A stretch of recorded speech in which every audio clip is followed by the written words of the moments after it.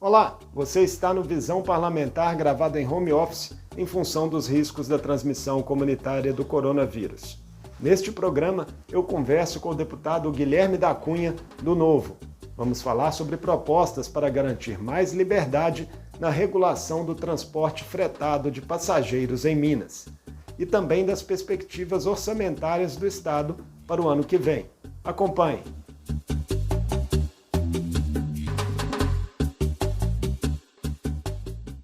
Deputado Guilherme da Cunha, é um prazer recebê-lo mais uma vez no Visão Parlamentar. Muito obrigado, Marco. É um prazer estar aqui novamente, poder conversar contigo e com toda a audiência do programa, que é super qualificada. Deputado Guilherme, o senhor trabalha há algum tempo em defesa de medidas que garantam mais liberdade na regulação de transportes fretados de passageiros em Minas Gerais. Inicialmente, quais são suas principais críticas ao modelo vigente atualmente? Marco, eu sou um defensor do livre mercado para absolutamente qualquer setor. Eu tive a oportunidade de conhecer mais de perto as dificuldades do setor de transportes e percebi como que é um setor fechado para competição, fechado para concorrência. É um setor, e aqui eu faço minha principal crítica, em que empresas têm monopólio garantido pelo Estado, garantido pelo poder público, e aí elas não precisam focar no cliente, no passageiro e agradá-lo para serem a escolha desse passageiro. Então, elas precisam focar no burocrata que garante esse monopólio, que garante a concessão. Então, a principal crítica é quanto ao modelo em si. É um modelo que parte de concessões, muitas vezes monopolistas, que retiram a competição do sistema e acabam tornando as passagens mais caras, acabam tornando as viagens menos confortáveis, acabam colocando o passageiro em segundo plano e o burocrata em primeiro lugar. A gente precisa colocar competição dentro do sistema para garantir que o passageiro seja o foco daqueles que querem prosperar, daqueles que querem aumentar, né, a sua cota de passageiros. Antes de ser deputado, o senhor já advogou para uma empresa do setor, inclusive obteve liminares, né, que permitiam a oferta de novos serviços. Quais são as principais alterações de regras que o senhor propõe em relação aos transportes de passageiros, né, e quais seriam os impactos dessas alterações para os consumidores? O contato que tive durante esse período em que trabalhei no setor me permitiu conhecer de perto esses problemas. Como eu disse, a gente tem uma falta de competição dentro do setor que torna passagens mais caras, viagens menos confortáveis. A gente precisa colocar concorrência, mas tem uma dificuldade muito grande. E qual é ela? É que esses contratos monopolistas, eles são de longa duração. Eles foram assinados por volta de 2007 e têm validade até 2037. Então, a gente não pode simplesmente sair revogando esses contratos e mudando todas as regras, porque é necessário respeitar contratos. Mas é possível colocar competição no sistema, e isso eu tive a oportunidade de ver, de perceber quando fui advogado dentro do setor. É possível colocar competição, tornando o passageiro, né, o foco da atenção e o principal agente do setor, trabalhando em outro mercado que não da concessão de linhas públicas de ônibus, mas o mercado do transporte privado coletivo de passageiros, que é o mercado do frete. Mal comparando, é como se a gente estivesse falando da possibilidade de ter Uber, onde antes só podia ter táxi. E a gente viu como que o Uber melhorou a vida dos passageiros, como que ele é a escolha de diversas pessoas no dia a dia. Mas para a gente ter esse serviço no transporte coletivo, Marco, é necessário que se façam algumas alterações na regra hoje do mercado de transporte privado coletivo de passageiros, do frete de passageiros. E algumas delas são muito claramente alterações que não têm nada a ver com segurança do transporte, garantia da qualidade, mas são simplesmente barreiras para garantir o monopólio dessas empresas que têm as concessões. E eu vou citar aqui 3. A primeira delas é a exigência que o mesmo grupo que vai fazer a viagem de ida tenha que fazer a viagem de volta. Ou seja, você obriga que o circuito seja chamado de circuito fechado. E, ao criar essa obrigatoriedade, você restringe enormemente o público que está disposto a contratar um frete. É necessário juntar pessoas que têm o mesmo interesse na data de ida e na data de volta. Isso não tem qualquer relação com segurança, vamos combinar. Se a gente mudar os passageiros da ida para a volta, o ônibus não fica mais inseguro ou coisa assim. É uma barreira de entrada para impedir competição com as empresas de ônibus. Uma outra alteração necessária é a que determina que todos os passageiros que vão viajar, que estão naquele grupo, que estão naquele ônibus, têm que ter a mesma finalidade na viagem. Imagine que a gente consegue formar um grupo para viajar até Juiz de Fora, né? E aí uma pessoa vai visitar a família, a outra vai fazer uma entrevista de emprego, uma outra vai para poder acompanhar uma partida de futebol. Não pode, né? Pela regra atual não pode. Todo mundo tem que ir para fazer entrevista de emprego, ou todo mundo tem que ir para visitar a família. Não pode, cada passageiro ter interesse simplesmente no transporte, na viagem. Isso não tem absolutamente relação nenhuma com segurança ou qualidade, é barreira de entrada para proteger o monopólio das empresas concessionárias. E, por fim, a necessidade de aviso da lista de passageiros com 12 horas de antecedência. Eu entendo essa regra no passado, porque o policial, o fiscal do DR saía para o serviço, ele precisava ter a lista na mão para poder conferir, e os turnos eram de 12 horas. Mas hoje, com a internet, hoje com o tablet, com celular, smartphone, é possível consultar essa lista a qualquer tempo, em qualquer lugar. É absolutamente desnecessário essa antecedência de 12 horas, que dificulta as viagens. Fazendo essas alterações, eliminando essas exigências, eu tenho certeza que o mercado do frete privado de passageiros vai poder crescer da mesma maneira que cresceu o Uber, e vai poder fornecer um serviço de qualidade para a população, que vai fazer ele escolher entre aquele que é mais barato, mais eficiente, mais confortável, melhor, da mesma maneira também que fez a entrada de todos os aplicativos de transporte em relação ao táxi. O senhor acredita que essas mudanças de regras elas devem demandar, junto, uma maior atenção à questão de fiscalização também, já que o mercado tenderia a crescer e aí para zelar pela qualidade do serviço que é ofertado, para além da concorrência? Hoje essa fiscalização já existe. O mercado de frete ele não é desprovido de fiscalização do DR, não. Todas as empresas, para poderem operar o serviço, elas têm que ter autorização do DR. E é uma autorização que vem depois de uma vistoria de segurança no ônibus, depois de uma verificação da habilitação e da qualificação do motorista. Então, essa verificação de segurança já existe e vai continuar existindo. A única coisa que a gente propõe são mudanças de regras que não têm a ver com segurança, que não têm a ver com qualidade, que têm a ver unicamente com dificultar a contratação de serviço para proteger o mercado das empresas concessionárias. É esquisito a gente falar isso, mas hoje a pessoa fez lá, participou da licitação, ganhou a concessão, ela assinou um contrato que diz respeito a um mercado, né, que é aquela linha pública, coletiva, concedida. Mas ela leva de brinde, digamos assim, não há nada no contrato, que eu já fiz questão de ler, não há nada no contrato que diga que ela pode levar de brinde um outro mercado, né? Ou seja, barrar a entrada de competidores em outro mercado. Seria mais ou menos a pessoa abrir uma franquia do McDonald's e dizer que não pode, na mesma cidade, ter também uma franquia ali do Habib's, né? Ou seja, o público é parecido, mas são mercados diferentes. E o que se faz hoje é dar essa proteção que lesa o passageiro, que lesa o consumidor, que não favorece definitivamente quem precisa viajar e nem quem precisa trabalhar, né? Imagina a quantidade de empregos que são perdidos porque a gente não permite que mais empresas se instalem no setor de transporte. É emprego de motorista, é emprego de pessoal administrativo, de manutenção mecânica. Tudo isso a gente está perdendo para proteger monopólios que definitivamente não fazem bem para o consumidor. Para evitar, deputado Guilherme, a judicialização da questão com disputas de liminares, o que precisa ser feito no âmbito do Poder Executivo Estadual? E em que pé que estão as conversas com o governo Zema nesse sentido?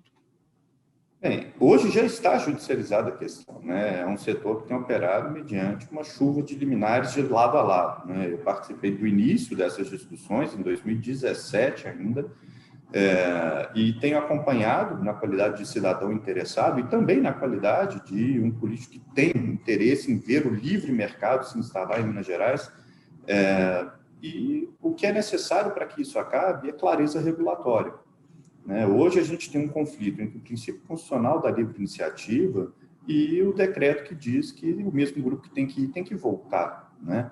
Então, a gente fazendo as alterações no decreto, a gente fazendo as mudanças legislativas, eu tenho certeza que boa parte dessa judicialização vai se encerrar. Para essa parte que eu digo, que é permitir o serviço parecido com o do Uber, né, no mercado de ônibus, Para essa parte, depende só do Executivo, porque é um decreto que regula a atividade do frete em Minas Gerais. Então, dependeria só do Executivo para fazer a alteração.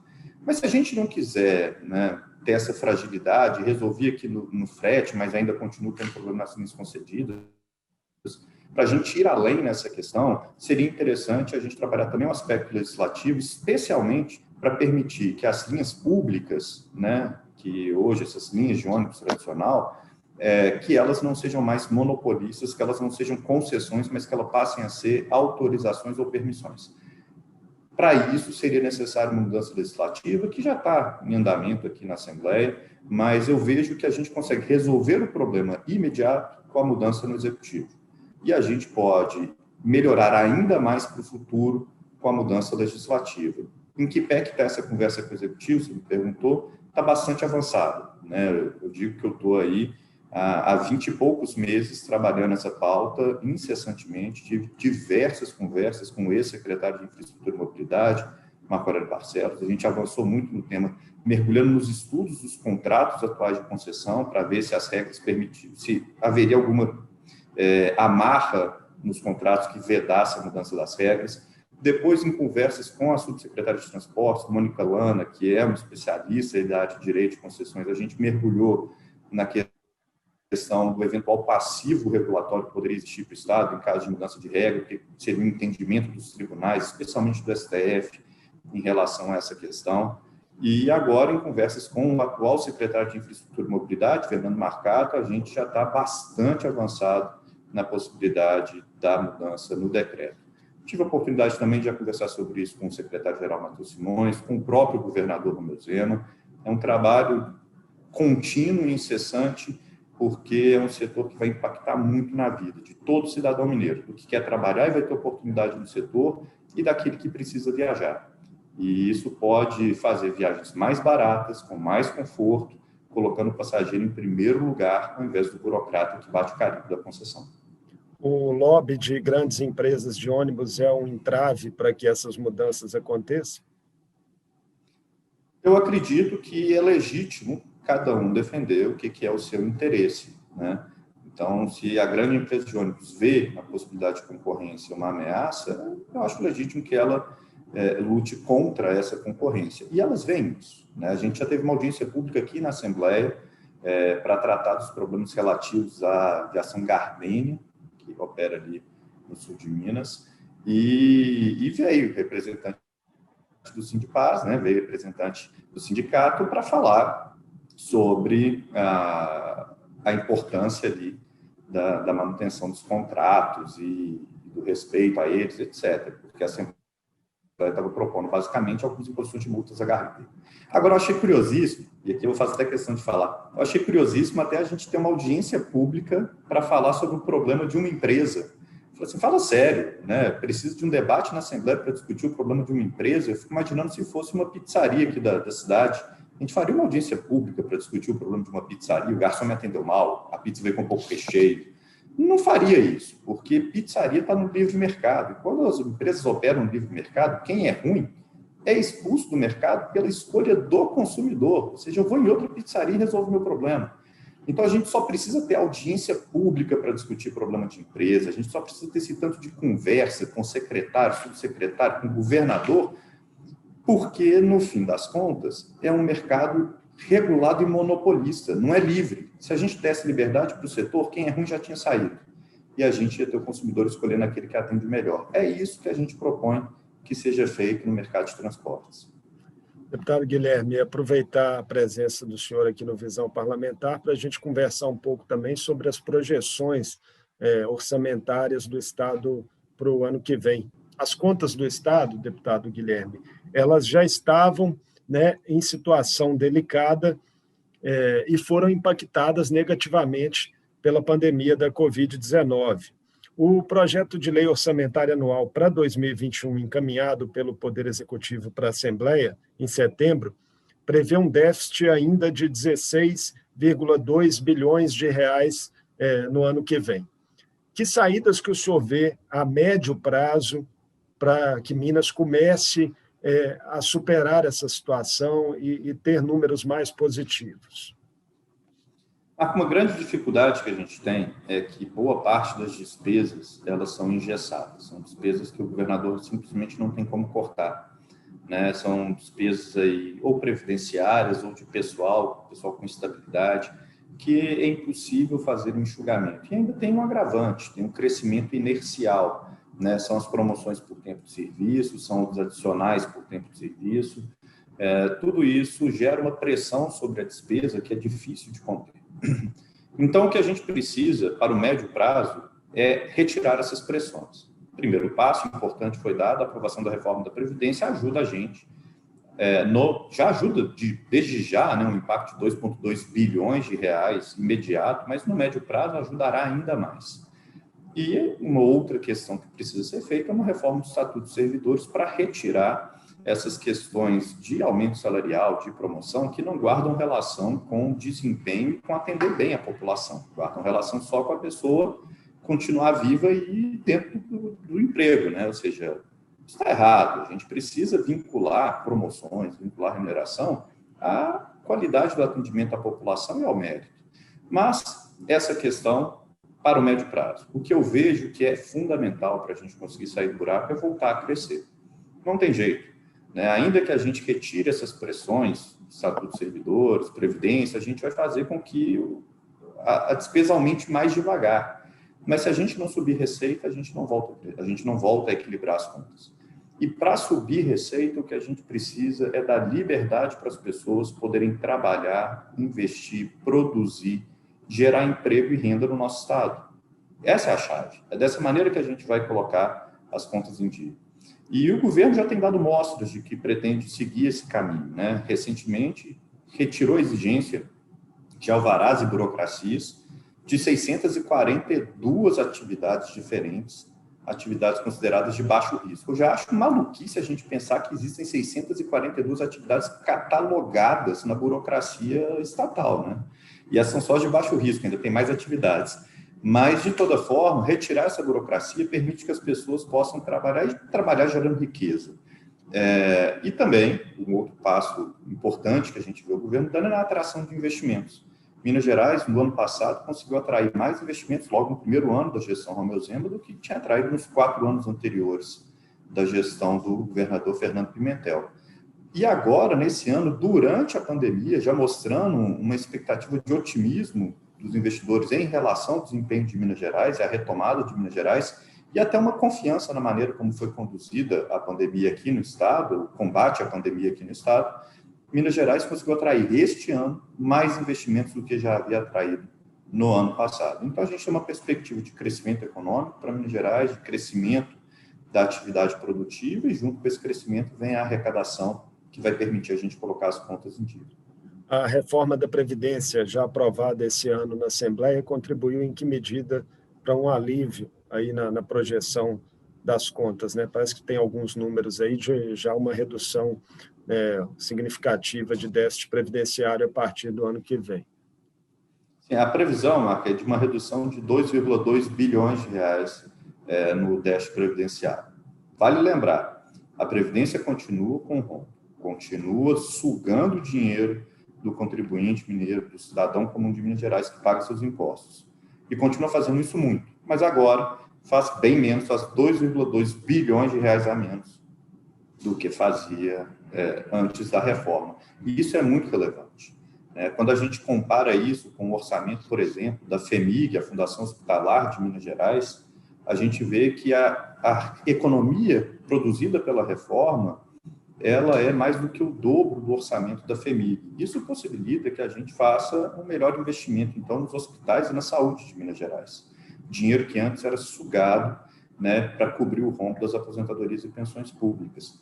E a partir desse ponto em que a gente consegue fazer ou investimentos na melhoria da atenção hospitalar ou investimentos em infraestrutura, a gente vai conseguindo melhorar a vida do cidadão mineiro, torná-lo mais produtivo, torná-lo mais saudável, e isso certamente vai contribuir para que a gente tenha tanto novos investimentos do Estado, quanto também um aumento da atividade produtiva, mas principalmente um aumento da qualidade de vida do nosso cidadão.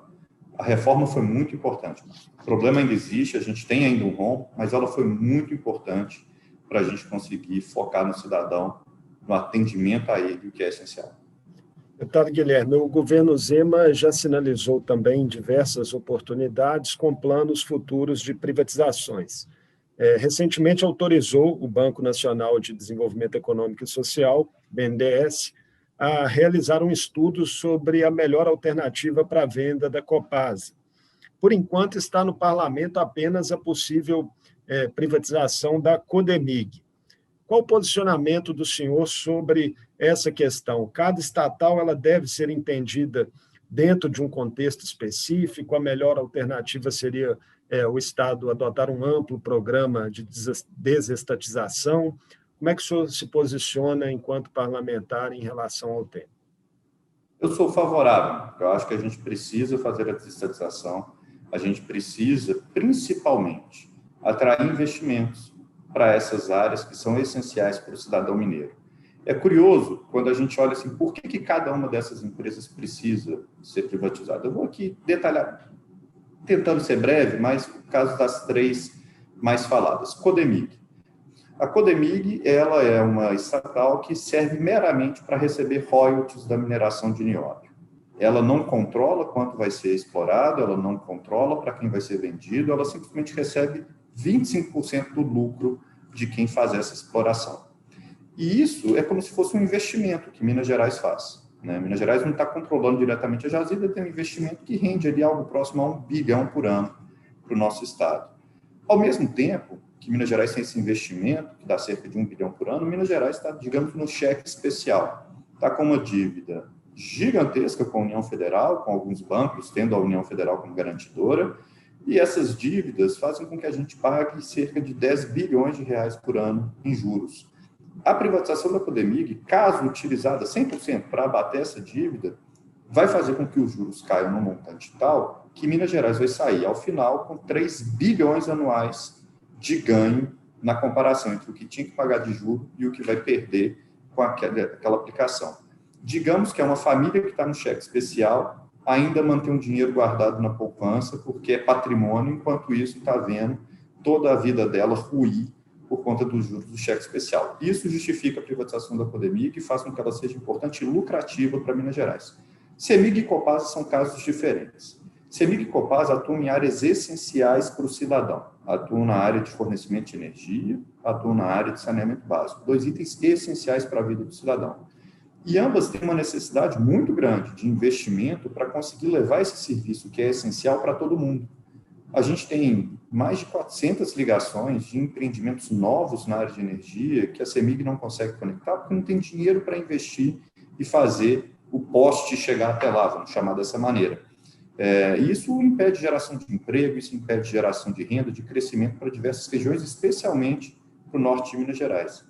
Copasa ainda não conseguiu universalizar tratamento de esgoto, o que é lamentável. A gente ainda despeja esgoto in natura por falta de investimento. E aí, para que esses investimentos aconteçam, é necessário um aporte do governo do Estado. A gente acabou de conversar do tanto que o Estado está quebrado, 16 bilhões de reais de déficit previstos para o ano que vem. O Estado não tem dinheiro para fazer esses investimentos. E aí, a gente vai deixar a população sofrer sem saneamento, sem água, porque a gente tem ali, no fim das contas, um pudor de falar sobre desestatização, ou vamos usar a palavra mesmo, sobre privatização, ou a gente vai aceitar esse investimento que vai vir, esse dinheiro que vai colocar poste de luz conectando cada empreendimento necessário em Minas Gerais, cada família, vai colocar tratamento de esgoto, vai melhorar a vida do cidadão e, com um detalhe, o serviço vai continuar sendo fiscalizado e regulado pelo poder público. Se a Copasa for privatizada e ela começar a atuar, a Arsai vai fiscalizar a ação da Copasa. Então, ela vai continuar sendo fiscalizada, a tarifa vai continuar sendo determinada através de um ato do poder público também. Se a CEMIG vier a ser privatizada, ela vai continuar sendo fiscalizada pela ANEEL, Agência Nacional de Energia Elétrica. A tarifa dela vai continuar sendo submetida à regulação da ANEEL. Não existe a preocupação de que vai chegar aqui um empresário ganancioso e vai jogar a tarifa nas alturas, só rico que vai ter saneamento, só rico que vai ter energia. Pelo contrário, o que a gente percebe é que quando entra o investimento, massifica o acesso, todo mundo pode usufruir daquilo e a qualidade melhora substancialmente. É isso que a gente deseja para Minas Gerais. O temor de alguns parlamentares contrários à desestatização é de que essas empresas, após privatizadas, elas percam o interesse em fazer investimentos em lugares mais inóspitos, distantes, enfim, do Estado, né, lugares de mais difícil operacionalização. O senhor sente que há um clima entre o conjunto dos deputados, pensando no 77, para que esses temas avancem de forma mais objetiva a partir do próximo ano? A gente já está caminhando para o final de 2020, temos aí orçamento, PPAG, então seria uma agenda para ficar a partir do ano que vem mesmo. O senhor sente clima para que isso evolua? Vamos lá. Esse temor, eu acho um temor que não resiste a uma análise fria da realidade.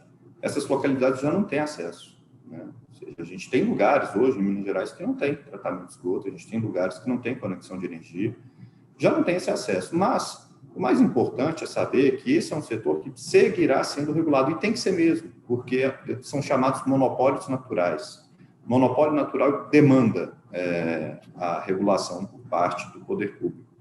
Então, se vai chegar o investimento na localidade menos atraente, de difícil acesso ou não, isso vai estar exigido na regulação e exigido para que a pessoa mantenha o direito à exploração daquele serviço.